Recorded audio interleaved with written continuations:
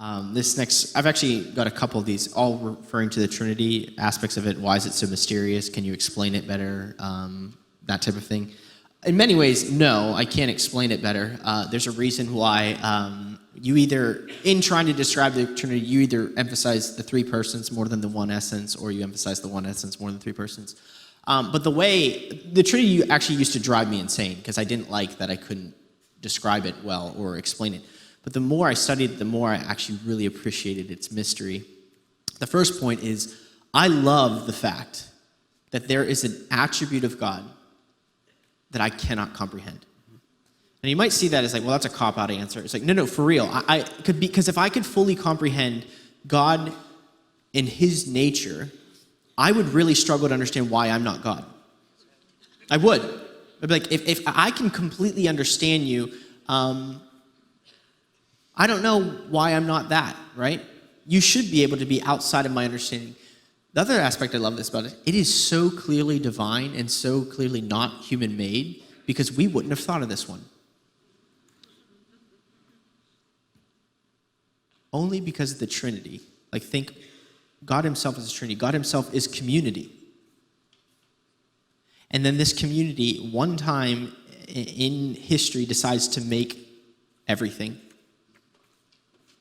And he creates beings in his image.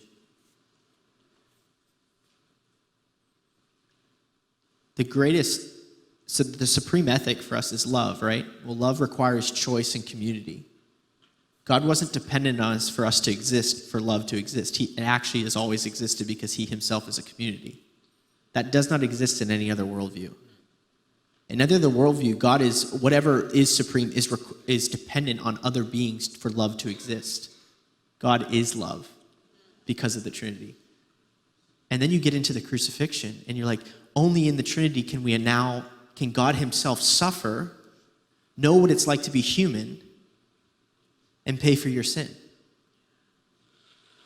And then you get into the Holy Spirit, and there's this one thing that's like, yeah, maybe God can, I get that God can forgive me, but it'd be one thing if he says, you're forgiven, now best of luck living the way you should.